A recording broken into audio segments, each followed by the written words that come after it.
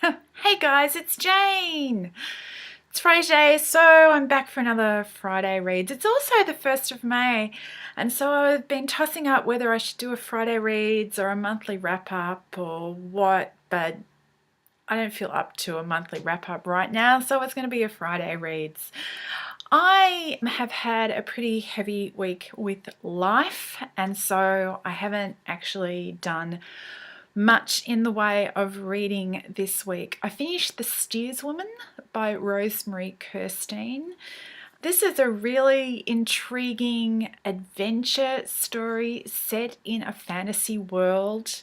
The two main characters are Rowan, a steerswoman, and Belle, an outskirter which is kind of a barbarian, I guess. She's a mercenary or something, a warrior at any rate.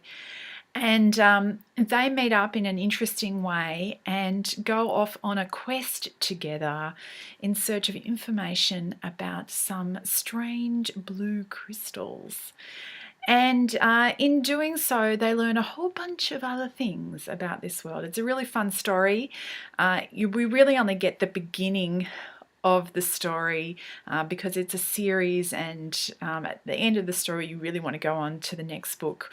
And so I should have bought the next book and read it, and I will soon, but even though it's really not very much money at all, the e-books, I actually completely blew my book budget this week because I was reading a whole bunch of posts about Seven Eves, which is coming out in a couple of weeks, the new Neil Stephenson, and I just got myself into such a flurry of anticipation. I had to go and pre-order it, which was a whopping. I bought the hardcover. Look, it happened. That's what happened. That happened. And that's pretty much my month's book budget gone. So, yeah, I decided after that I had to be good. And so I should have gone to finish up the Swan Book, which is the one that I've been reading with Tanya from List Obsessed Reader, but I didn't. I was 6 chapters away from the end last week, and I'm still 6 chapters away from the end this week.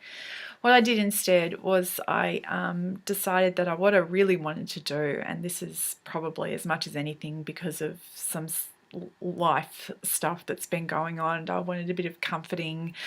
I wanted to reread. So what I chose to reread was The Name of the Wind by Patrick Rothfuss.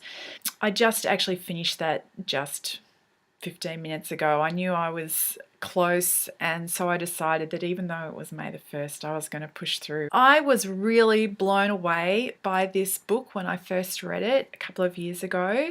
And when you've really loved a book and you're rereading it, there's a mix of excitement, anticipation, and also anxiety, because what if it doesn't live up to your recollection? And in fact, this for this reread at least, it started off really slow, and I was beginning to think that I had, had a rush of blood to the head when I read it the first time.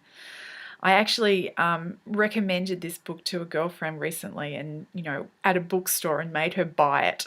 So I was like feeling a bit about whether or not this was actually going to turn out to be any good. But after the first fifth or a quarter, which is a lot of stage setting, and it's important and you learn things, but it's all establishing shots and relatively dry. Once we actually get into the story proper, it started rumbling along, and I got all the feelings that I've remembered feeling about the book, and I thought, oh, phew, it's not a disaster. It's not a disaster after all. For those few of you who maybe haven't read this, it's a story about a story.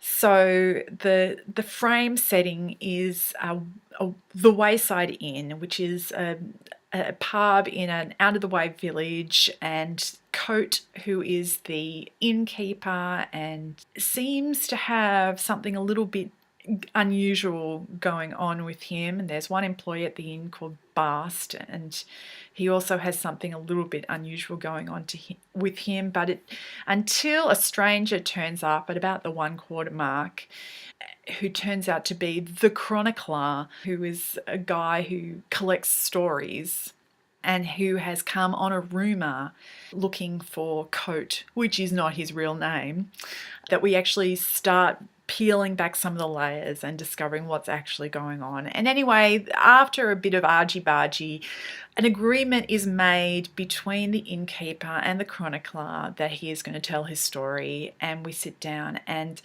most of the rest of the book is the first section of the story, because this is the first of a trilogy. The third book hasn't not been released, but it's the first of a trilogy, and the 3 books are the 3 days of story that Coat, or Kvothe, as his actual name is, tells to the chronicler. Every so often we break out of that back into the frame story because events intervene, and they're always interesting, and they're always kind of somewhat connected to the story that's being told. But the meat of this book is the story that's being told. So as I said, it's a story about a story. But it's more than that. It's actually a story about stories, because what is going on in the story that Kvothe is telling is about, a lot of it is about stories and the power of stories and words and names. There's magic and adventure and dragons and music and beautiful women, and at its heart a mystery about these shadowy figures called the Chandrian, who are, what are they? Are they demons? Are they, yeah. By the end of this book you still don't know. But that is what sort of the arc of the story is leading towards, both seeking out the Chandrian, I think. So I just finished that, and I'm probably at some point in the not too distant future going to reread the second book, which is called The Wise Man's Fear. I'm looking forward to that. I'm also going to be finishing up the Swan Book this week, but in other exciting news, this came in the mail for me yesterday. Yes, it's a library card. Another library card for another library. And the reason that that's so exciting is the e-collection at my local library is pretty disappointing.